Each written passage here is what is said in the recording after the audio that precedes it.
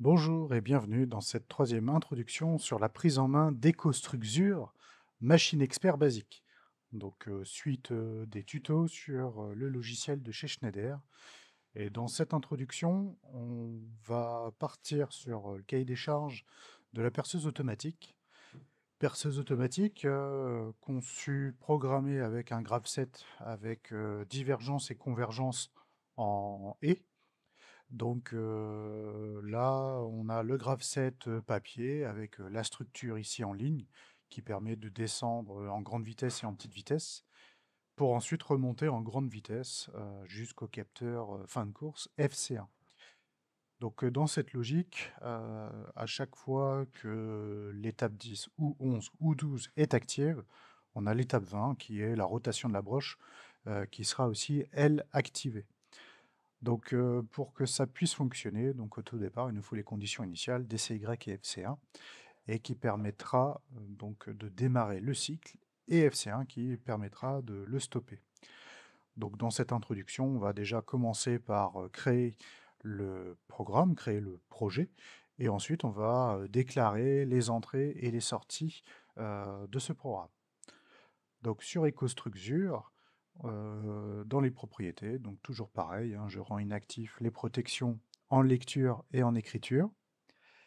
Et dans l'onglet configuration, donc je choisis la bonne référence du bon automate, cliquez glisser.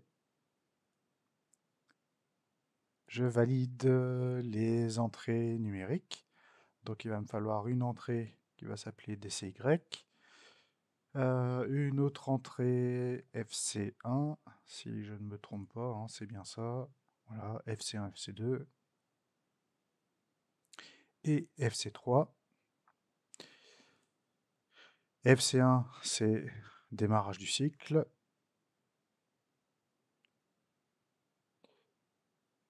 Et les FC, ce sont les fins de course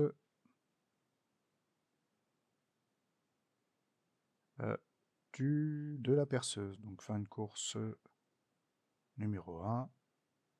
Et pareil que le TP précédent, hop, je copie ça, je colle.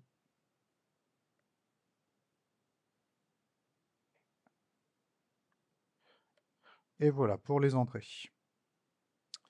Ensuite, bah, les sorties numériques. Donc les sorties numériques, je vais les appeler DGV. On va considérer que c'est des sorties variateurs.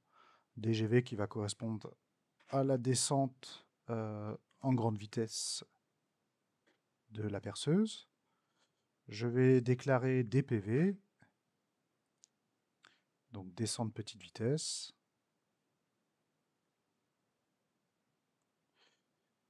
MGV,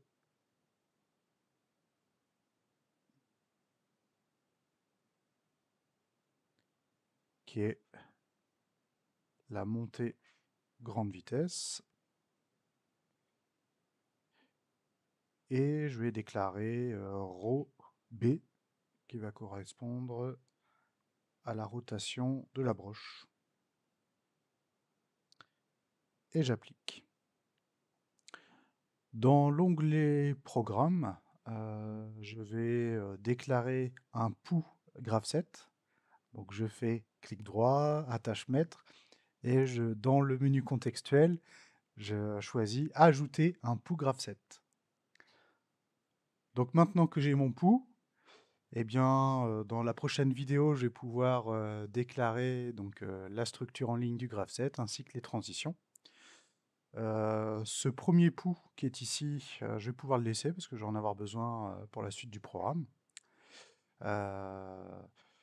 Et donc, ce que je pourrais éventuellement faire, eh ben si, je pourrais faire la structure. Donc ensuite, bah, pour la structure en fait du graveset, on verra ça dans la prochaine vidéo. Par contre, je vais pouvoir l'enregistrer et je vais l'appeler perceuse. Hop, avec le prénom et le nom. Voilà. Et voilà pour cette partie d'introduction. À tout de suite.